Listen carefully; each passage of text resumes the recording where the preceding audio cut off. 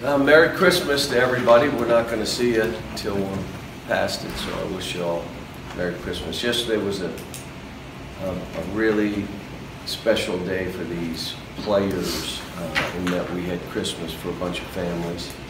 They sang, they gave out presents, they met with the families, they served them food, they had conversations, they found out things about the families that kind of rocks you a little bit. And so it was a huge day for our players, and something that I always look forward to the day because I want to see how our guys respond. And Eric and I talked. You look around the league, and our players they're doing stuff for other families during this time. And if I tell you every player, it probably is. Some of them are more public about it. Some of them are more quiet, and that doesn't mean the guys that aren't playing aren't doing things. They probably are too. So it's one of my favorite days of the year when we are able to do that for my players and for the families. How good is the timing of that? How good is the timing that comes in the middle of this really difficult schedule, and it reminds us has nothing to do. It doesn't have anything to do with. It's where we can plug it in where it makes the most sense for the families and where we have the time for our team, because I don't want to overload them with things. But it's a big day when your joy comes from what you're doing for someone else. It's not what you're gathering, it's what you're giving. And I'm just telling you, it's for me to see it. And one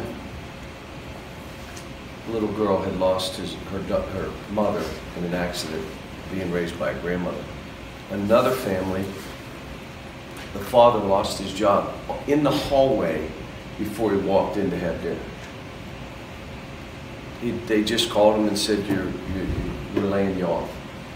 Now, it may have been a layoff for Christmas, and I don't know, but, and he's able to enjoy this and have these players understand, only by the grace of God, that's not you or won't be you.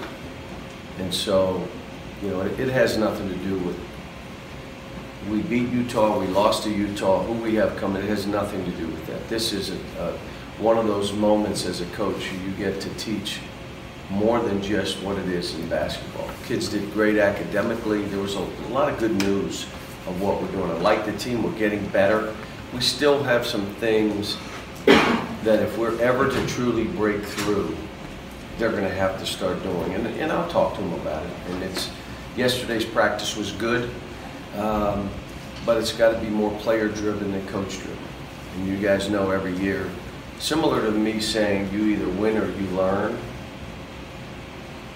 when this team becomes empowered, that's when they'll take off. Now, I think I've probably said that every year. It's got to be team-driven, not coach-driven. We're still coach-driven right now.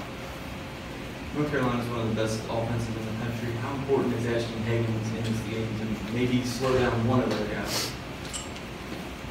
Well, they come at you a lot of different ways, and they're going to score points. We got to score too. The games we've played against these guys, in most cases, it's been two teams going right at each other. That's how you're going to have to play. You can't. Some of the shots they take are tough shots, but they make them. You can't have that phase you. Texas was down, I believe, 17-5. You just keep playing, and they came back and won. Gonzaga had them down, and then they came back and won. I mean, they're a team that's going to score. You just try to make it difficult on them. The biggest thing is you got to rebound. Now, we've been a good rebounding team until the last game. We're going to have to rebound, but they're good. They're a good team. And your players were talking about how this game Saturday is a way to sort of, for them to reintroduce themselves to college basketball. Put the Duke game aside. Here's a new view. Well, I think there's some people in our orbit who have not got over that first game yet. They haven't. We all have. I just asked you this question. When we beat Kansas by 50 that year, did they ever get over that game? Yeah, you get over it. You keep playing. You keep going. But in our orbit, that seems to stand out. Well, let me just tell you something. This team we're playing is going to try to do the same thing to us. You either go fight, be willing passers to make the game easy for us, make the game as hard as you can for them, and they may score anyway and not just move on to the next play. But there's no doubt in my mind we'll get better. But until they are empowered, they're not going to be what we're all looking for them to be. And I'm telling you, we're still, yesterday was a coach-driven practice. We just, at some point, it's got to be player-driven. We're trying some things, we're doing some things, we're moving some people around. There's stuff I like that we're doing, and you know, it's just different here because there's no like, here's how we're going to play. There's a basics of defensively and offensively, but exactly what we're going to run and how we're going to defend pick and rolls changes year to year because our team changes. That's why it takes time. And that's why we rely on the process as you're trying to get through. You try to win as many games as you can, but it becomes a process. EJ said you're playing with free son. What do you like about him at that spot? Just gives us a longer team, gives us somebody with length. And he went in again, got 2 quick offensive rebounds last game, and but the game got a little rough. And I, you know, talking to him about that, and you know, sustaining when you feel, making yourself uncomfortable so you can play when you're uncomfortable. In other words, you're a little winded. They're playing a little more physical than you're used to, but you got to be able to play through that. And young players, it's hard for them. Is there a certain attribute that every Roy Williams team has? They play fast. They get it up the court in a hurry. They look for quick post-ups. They play through their point guard a lot. You know, that player is a vital position for them. But he does a great job every year. They had 23 turnovers against Gonzaga. What does that suggest to you? Maybe a vulnerability? They beat them. If we beat them, they can have 5 turnovers. Don't really care. But they, you know, they're like us. We had 5 or 6 last game. Is that any indication? We've had 19. We've had big guys throw it all over the place. We've had some guards throw it all over the place. They've got some young players that they're playing, and then they've got some veterans who kind of settled them down, a couple seniors. But they're really good. Really good. Cal, PJ's at the 3. Who are your 4 and 5 in that kind of lineup? It gives me a chance to maybe look at Nick in there with EJ, and then one of those other kids at the 4. Reed or PJ? Yeah. Just trying it, you know, try to play in some zone, and you would think we'd be better with that bigger lineup in a zone, and okay. Still trying to figure out that stuff too. Cal, it's the Christmas season. What's the present that brought the most joy to Brad's face that you can remember while he was growing up? Well, when he was a little kid, I always used to say, there's no one that has more fun than you. He said, no one. So he would enjoy any of this, but the funny thing is, if you go to our tree, you know how people make ornaments when they're 6 and 7 and 8 and 9, and they make an ornament, and you know, a candy cane, or for probably 8 straight years, it was his picture in something. It was his ornament. So you have all kind of Brad pictures over the years on our tree.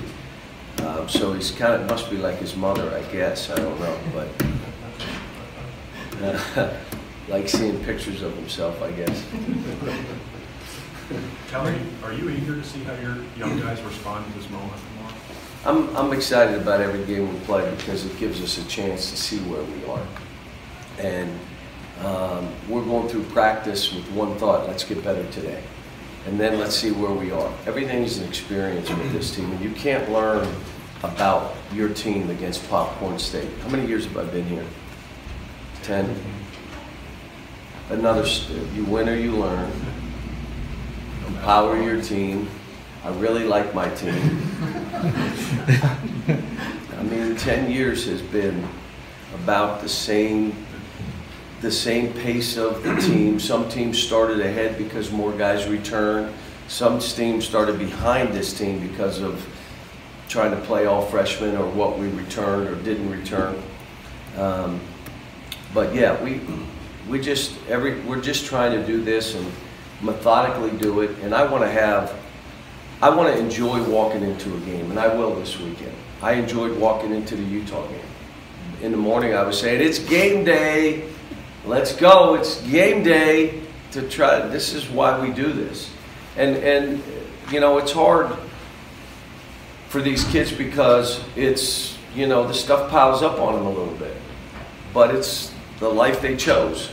So let's go. Let's play these games, and we don't have an easy game the rest of the way. Like, there's no, all right, you're going to win by 20. No. Every game's going to come down to it. We worked on situation some. We talked about situation some. More than we had at the beginning of the year, which, you know, the Seton Hall game probably showed me more than anything else. We need to spend more time because we're going to be in close games, and they have to know how to finish a game. But at the end, this team has to be empowered. It's got to be a team, player-driven team, not a coach-driven team. And that's I'm trying to work on it every day to get them to take on more, to talk to each other, to huddle more, to make it that. But that happens over a period of time. John, what do you think of Luke May? What sort of a challenge is he to contain? Well, he plays as hard as he can play on every possession. There's no take off a possession or two. He can do it in the post, and he can do it shooting threes. He's got a little fade away, step away he's starting to shoot. But here's the best thing. He's a good athlete. Not a great athlete. He's averaging 10.5 rebounds a game. Just works harder than the other guy. So if you take possessions off, he will rebound on you and get back. Whoever's playing him cannot take possessions off. You can't, well, just one play, what's the big deal? That player plays on every possession, which is why he does what he does. He's not going to outrun you, outjump you, even though he's a better athlete than you think. He's a grinder, and makes you have to play. Last one, Curtis. EJ said you guys are going 2-3 times a day at camp, Cal time. Is this the right time for Jamal maybe to get back in game shape? He's been way better. Like, I had to remind them, do you guys understand Seton Hall, what was that, 7 games ago? That we had to walk down the bench. Do you think you can go in the game and play? Yeah, no, really. I mean, can you go in there? You haven't practiced for 2 days, 3 days. Can you do this? So we're trying to define his role a little bit. I'm telling you, I'm watching him. He's trying like crazy. He's working. And so he's going to have opportunities now to play. But again, he's been here 2 years and he's practiced 3 weeks. Has he kidded you about forgetting at the end of last game?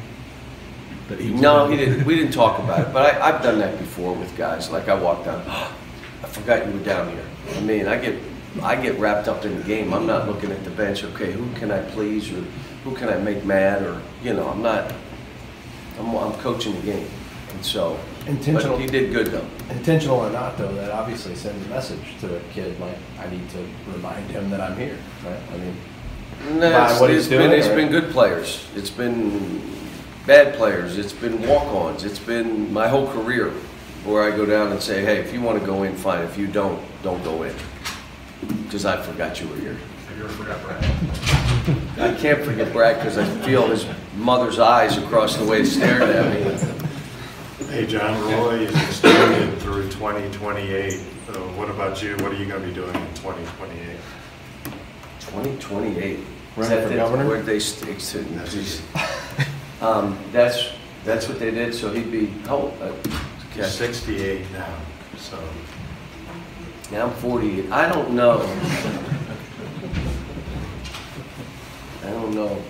You know, the thing that's great about this position is it took me till the age of 50 to get the job. Not so much in a hurry to say, walk away from it. But this, you know, for me, I just want to keep doing what I'm doing for these kids. And, you know, now, when did they do that? yesterday. I'll talk to our people. See if I Thanks. can Merry spot that. Christmas.